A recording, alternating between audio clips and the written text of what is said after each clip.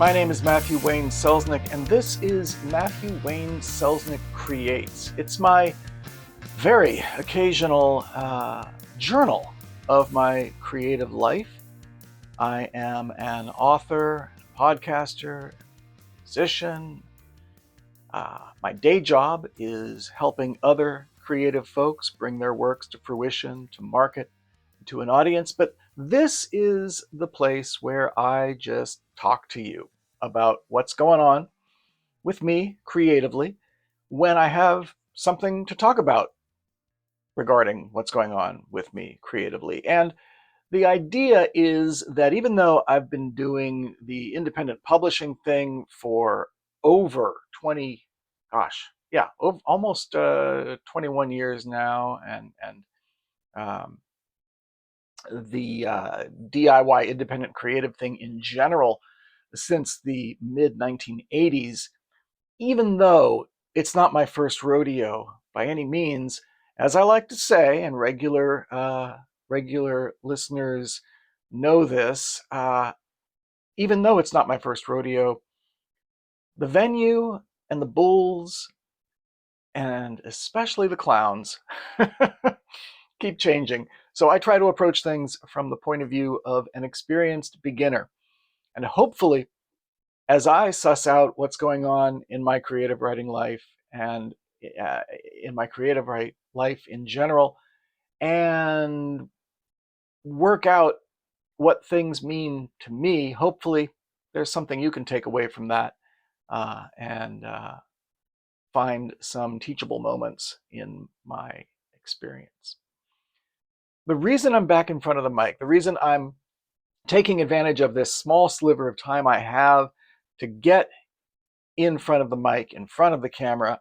I haven't even taken a shower yet today, to be honest with you, and I'm only on my second cup of coffee, and it's sitting just beyond the camera, not even touched yet. So let's fix that, right? Let's fix that. Okay. The reason I wanted to talk to you today is because I've been thinking a lot about AI as it pertains to the creative life. Now, I wrote an article several years ago now.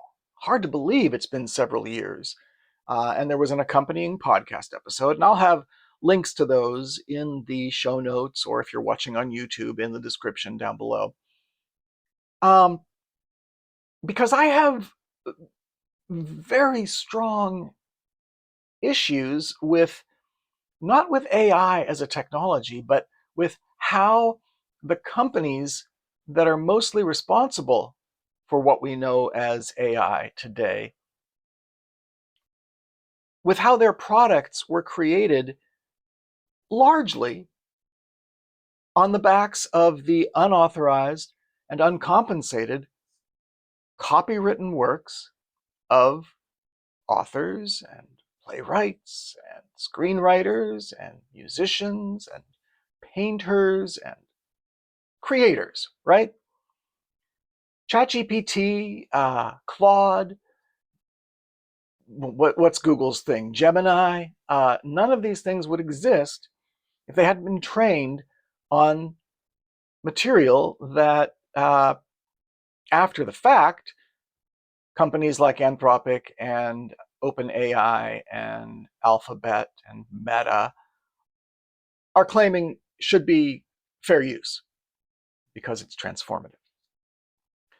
My issue with that years ago and still today is that these companies, they might not be making profit, but they are valued at billions of dollars, billions and approaching trillions.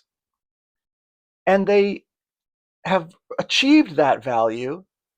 I mean, leaving aside the ridiculous legerdemain and hand-waving that is venture capital and late-stage capitalism in the tech industry, a whole other subject that's probably better left to someone else. They would not have that value if not for the products that were created without compensating authors and artists and other creators.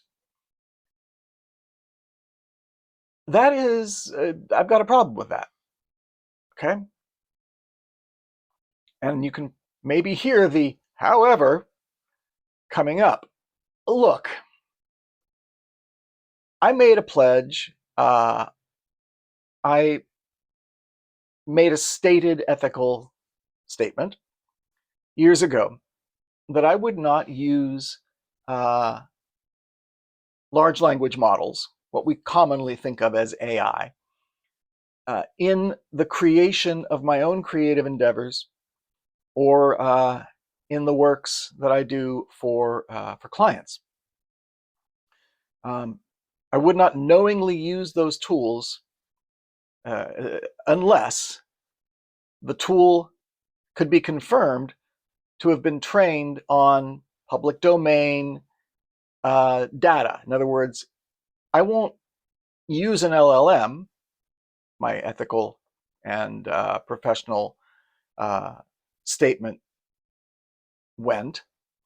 I won't use an LLM if I know that it's been trained on copyrighted material to create my own works or the works of clients. And that hasn't changed fundamentally. I still don't want to, have no interest in, and have a problem with using AI to write for me, or to plot for me, or to come up with characters for me, or any of that kind of stuff or write a song for me. Any of that stuff that has to do with what should be my creative endeavors, right? I've got plenty of ideas, and it's my art that I want into the world, to bring into the world, to share with the world. It's fulfilling my responsibility as a creator to share my singular, unique vision. And I'm not saying I'm anything special. Every creator, every person has a unique, singular vision. But as creators, as I've written and spoken about, been on camera about many times, as creators, it's our responsibility to share our vision with the world, to bring creative works into the world that are through the lens of our own unique perspective, right? So no, I don't want AI to write for me. I don't want AI to create for me and then put it out, as something that I've written, right? No, thank you. What I want is for AI to do my laundry.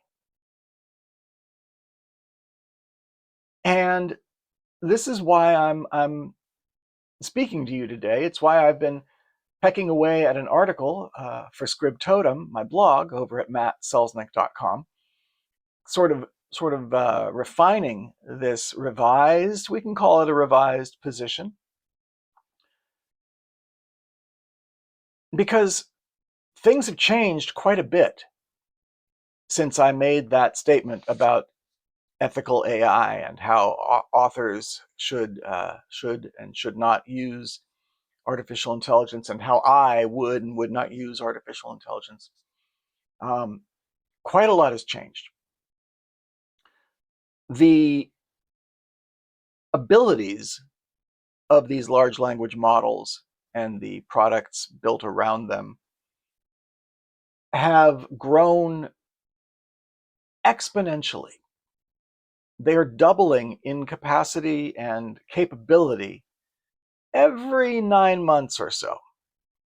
And there is no conceivable or predictable end in sight there. And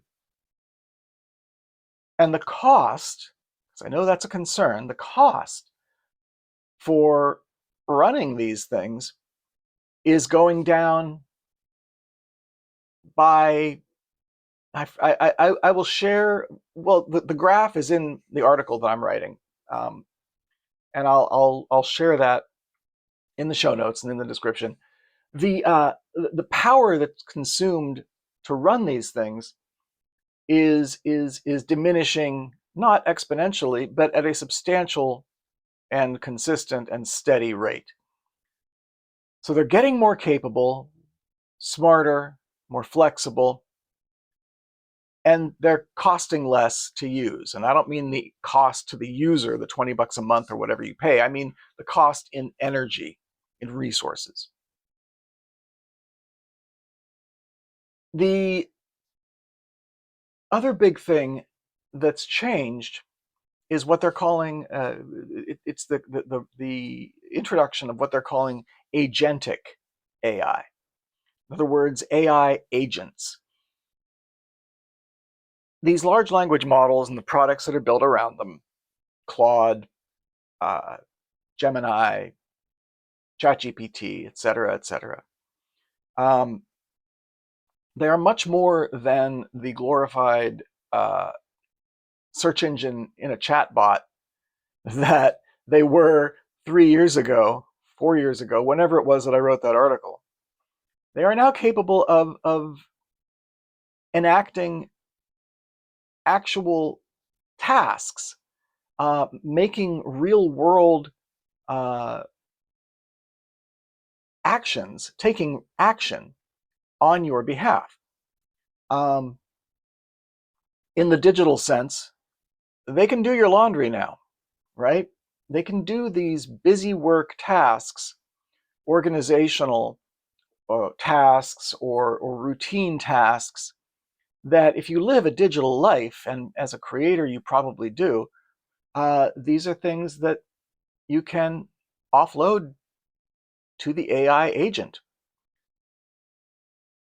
I like that idea because the one thing that I have in very short supply, and longtime listeners and viewers know this, is time.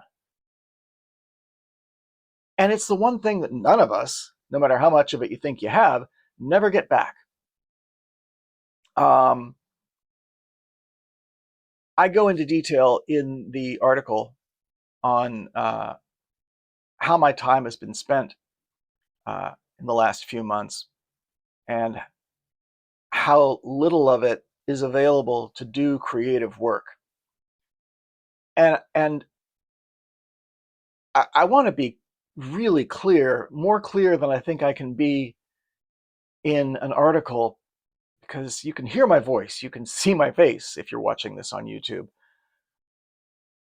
I haven't been able to make stuff.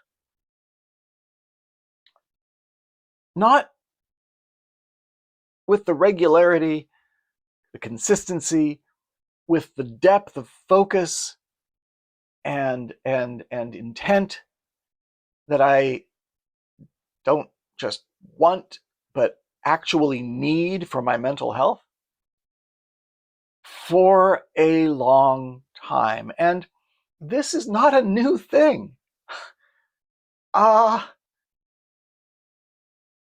And I mentioned to my partner a few days ago, because I was really grouchy and irritable and snappy. And I told him, I said, look, I'm having a harder and harder time compartmentalizing. And not, look, there's healthy and unhealthy reasons to compartmentalize. And what I mean is, just being decent and kind and reasonable day to day, even though you might be under tremendous stress or have anxiety or concerns or are unfulfilled or discontent in some ways. You should still not be an asshole, but I'm becoming an asshole because I'm not, there's just only so much time. And there are many interruptions. Even in my work for clients, I'm interrupted so often that it's difficult to focus. And anyway, if I can take things that I don't need to do but have to be done off my plate. If I can do a busy work task faster and get back to actual real work, actual thinking work, creative work, work that involves my brain, not somebody else's, work that's for me, not for someone else, then I'm going to do that. And so that means that I'm setting up systems with local AI models, local large language models. In other words, ones that run on my computer. They're not dependent on a third-party cloud system. There are many. And also use of for pay public AI services. I won't use ChatGPT.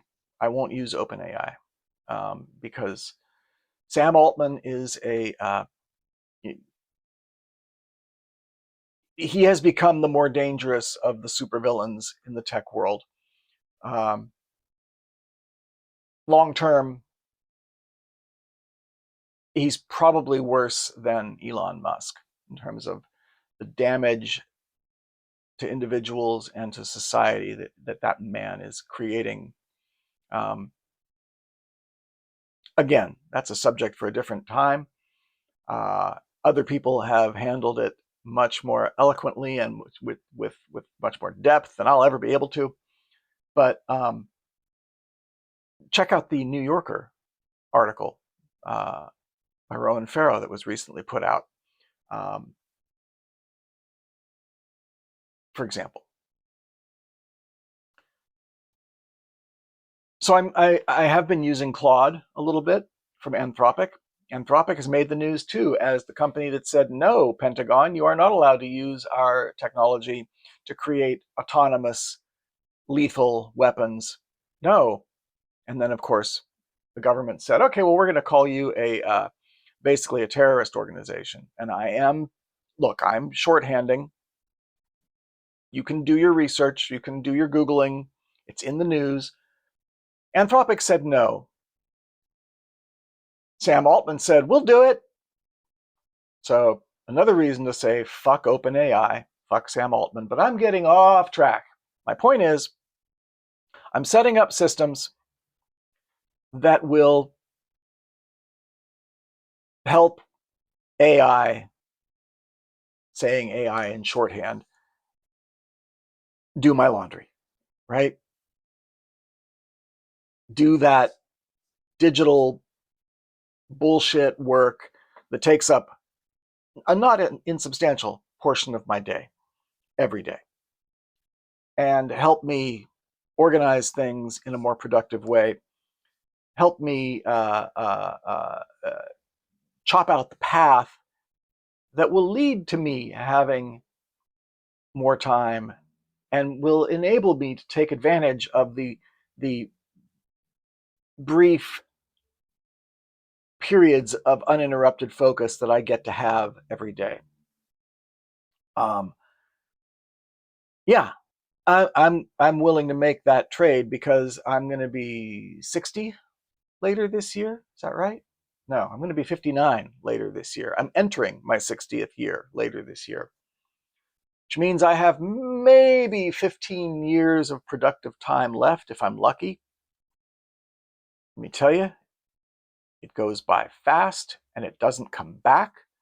So yeah, I'm gonna use the tools that are available to me to make the most of that time, to free up my ability to think and create. Again, I have no interest in having AI write for me, in having it create in my stead. I want to create. I need to create.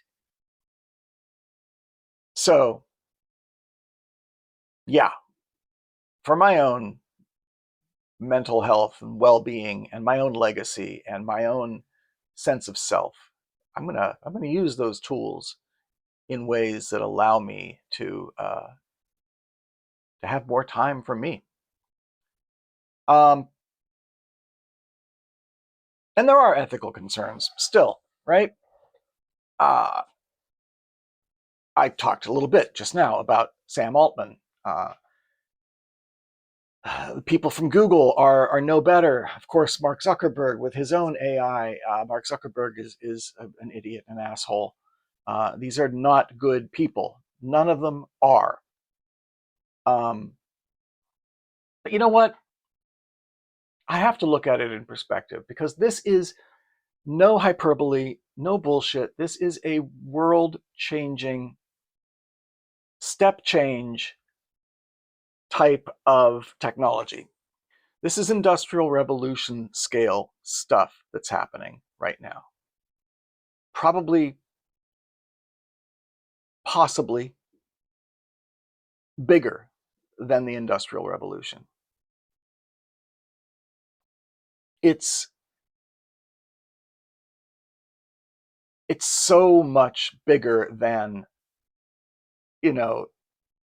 typing a question into your browser and getting a verbose, sycophantic response back. That's a tiny, tiny thing. This is world-changing technology. And you know what? Thomas Edison was an asshole who overworked his employees and took credit for their discoveries, who bullied other technologists, thinking in terms of specifically Nikola Tesla, who bullied other technologists out of their opportunities. It doesn't mean I'm not using electric light or electric power, right? The very phone that I'm recording this on, the computers that you and I use every single day, contain rare earth metals and other precious metals and minerals and resources that are very often not ethically sourced. People suffer and die to bring you the technology that you're using to watch this video. And yet, we're not going to not use computers. We're not going to not use our phones. We're not going to not use our cars, which are now mobile computers. I tell this story in the article because it demonstrates the dangers of being overly principled. And I'll just tell the story. So in the late 90s, I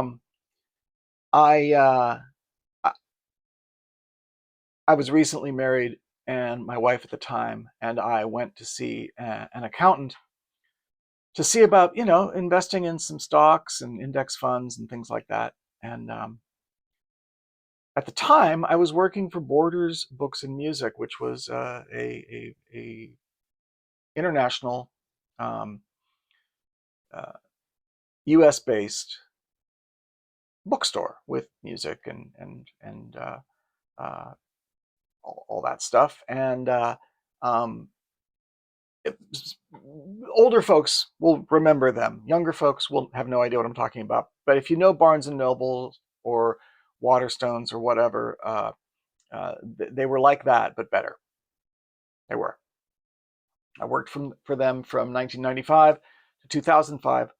And in the late 90s, my wife and I are sitting, in this accountant's office, financial advisor, and this woman recommends to us this mutual fund that includes a bunch of tech stocks. And one of those was a very newly IPO'd Amazon. And I said, oh yeah, we can't do that one because it would be a conflict of interest, because I'm management with Borders.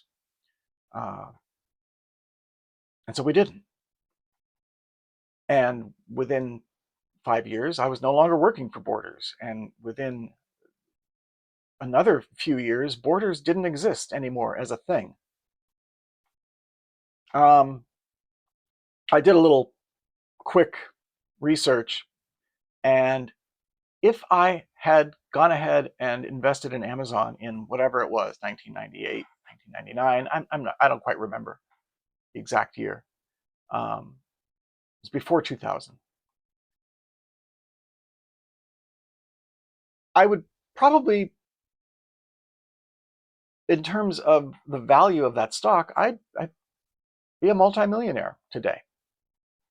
And not a huge multimillionaire, but a couple $1,000,000. I am not. I'm deeply in debt, friends and neighbors.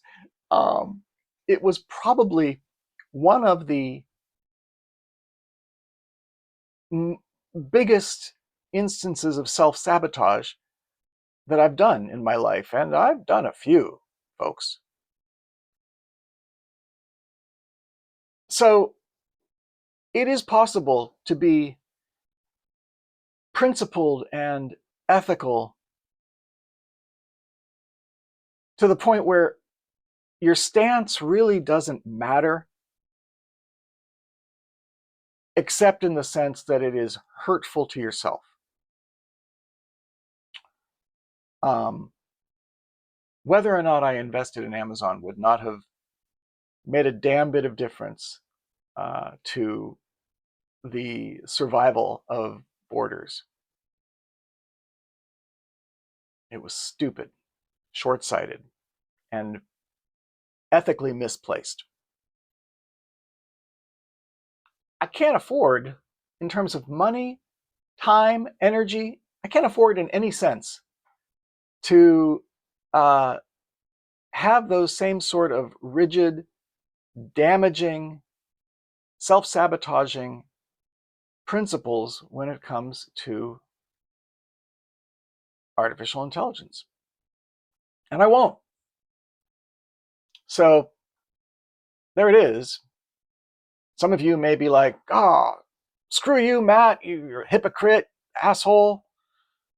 No longer following you, no longer buying any of your stuff, blah, blah, blah, blah. You know what? I respect that. Go with God, enjoy yourself, enjoy your life, no hard feelings. The far greater possibility is nobody watching or hearing this will give a damn whether I make this choice or not. Those of you who understand, thank you. And if what you really want from me is to see more of my creative works out into the world for you to enjoy, then I think you'll get it.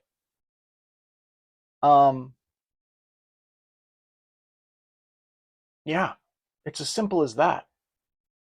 I have lived my entire life, one way or another, in seemingly small interpersonal ways, in the service to others. I'm running out of life, and I need to think more about myself. And it's really that simple. And part of that involves, yeah, some situational ethics, some ethical stances that may change and evolve and adapt. That's what's up. That's why I felt the need to finally get back on camera in terms of the podcast, Matthew Wayne Selznick Creates. I've been making other videos. I've been making just regular old YouTube videos, a few here and there, in the time since the last episode of Matthew Wayne Selznick Creates and now. And I will have links to those in the show notes. I'm slowly and inconsistently trying to build a little bit of a YouTube presence over there, mostly, pardon me, in the service for my day job. Again, because of time and resource constraints, that's been going far slower than I need it to in order to meet my goals and aspirations, which is a long-winded way of saying in order to make enough money to live. So yeah, but there are some videos there, and that's kind of where my spare energy has gone. There it is. I keep circling back to do I need to elaborate more on this point? No. I wanted to give you a heads up because I will be releasing that article, and I will be slightly changing the AI section of my statement of ethics and principles on my website, and I'll be talking more about how I'm using specifically and especially, not specifically, but especially agentic AI that does things for you, doesn't just answer questions. I'll be talking more about that, in this podcast, in articles, in my social media commentary, in my standalone YouTube videos. It's part of life now, kids. It really is. And yeah, there are bad things about it. There are definitely bad actors leading many of the companies that that control and create the products that use this technology.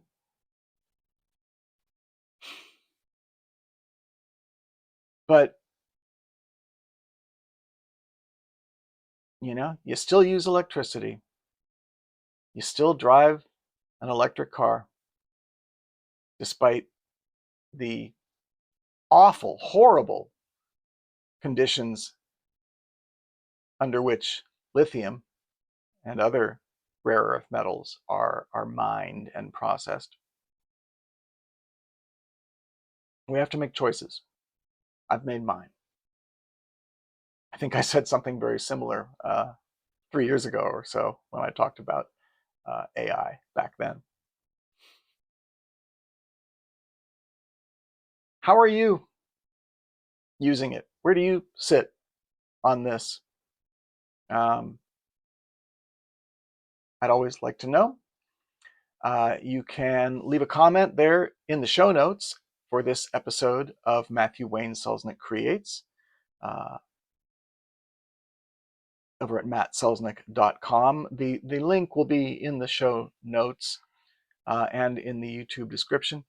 So if you're listening to this in your podcast app, just take a look there and read the show notes there on probably on your phone, right? And if you're watching this on YouTube, of course you can comment right there on YouTube. No matter how you're consuming this podcast, I hope that you will subscribe, whether it's subscribing in the podcast app of your choice or subscribing on YouTube. If you subscribe to my YouTube channel, of course, you'll get those other videos on the creative and the professional side of writing. Most of my videos that are not this podcast are about serving writers, new authors, aspiring authors, especially those who are later in life, and providing coaching and mentorship and inspiration and education for those folks. So subscribe, yada, yada, yada, right? Yeah, that's it. My name is Matthew Wayne Selznick. Take care.